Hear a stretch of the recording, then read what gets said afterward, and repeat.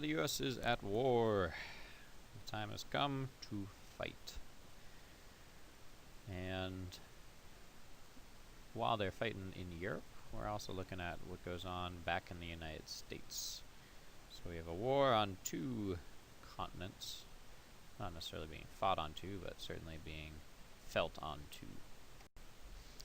So in Europe, Europe enters the war, or the United States enters the war in Europe. April 6th, 1917 is when they declare war on Germany.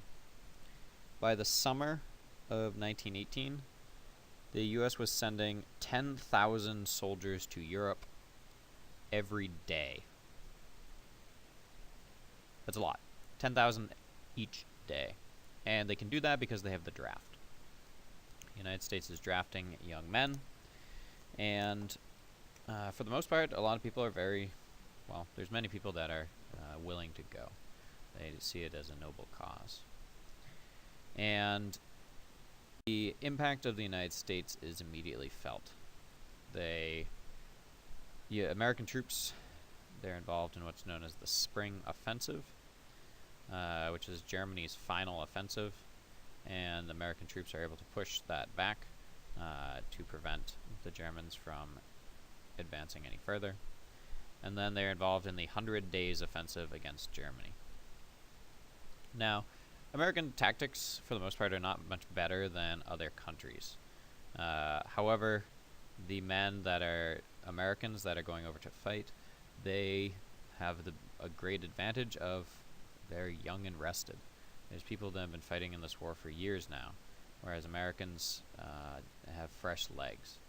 And it also creates a great morale boost for the English and the French, that they see all these new people coming in and fighting with them.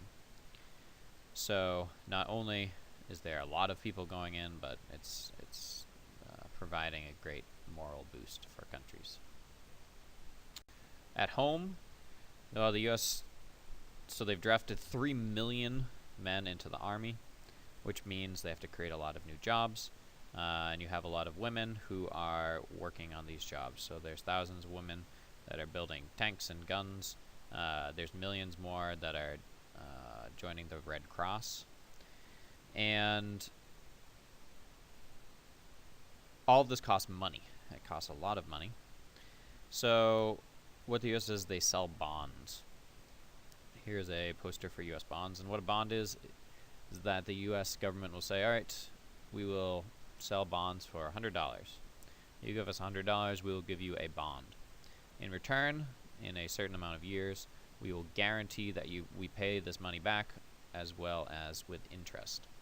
So people are essentially investing in their government. They are trusting that the government will use their money and pay it back with interest. And bonds allow the government to have money rapidly on hand. So with that money, that's how they can create all these jobs and pay for a war. While many people are benefiting, the U.S. also passes a number of laws to help protect the country. And these include the Sedition Act, which prevents people from speaking poorly against the government. This is kind of a comical cartoon.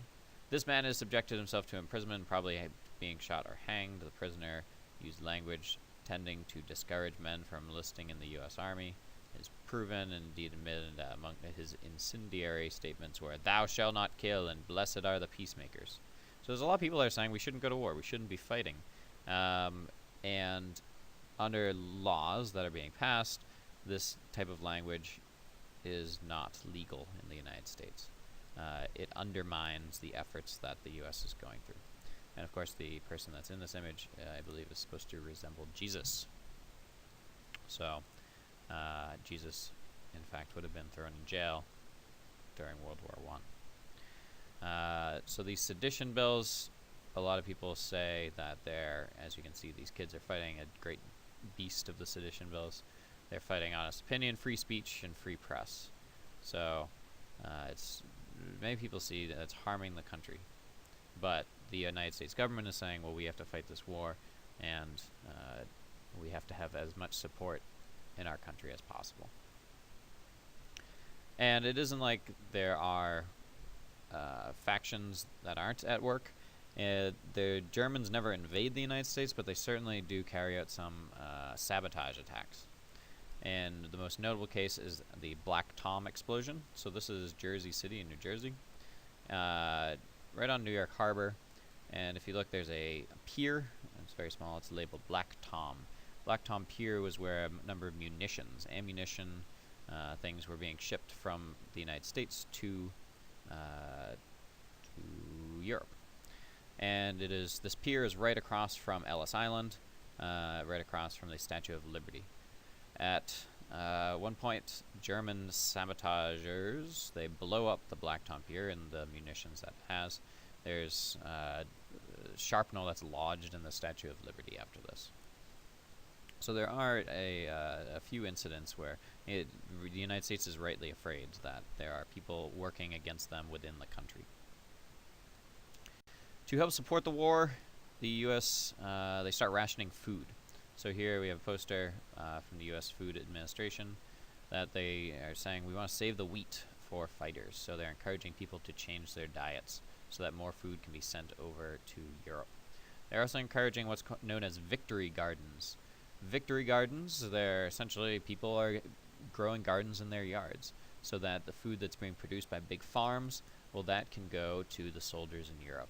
And that the food that you're consuming on your own, well, you're growing it yourself. So these victory gardens are encouraging Americans to cut back on their consumption, but also take control and take some responsibility for their food. And finally, there's a ton of propaganda. And posters such as this, they're designed to do many things, shock and awe, and create a great deal of fear. But before we get further into propaganda, tomorrow we're going to be looking at a whole bunch of propaganda.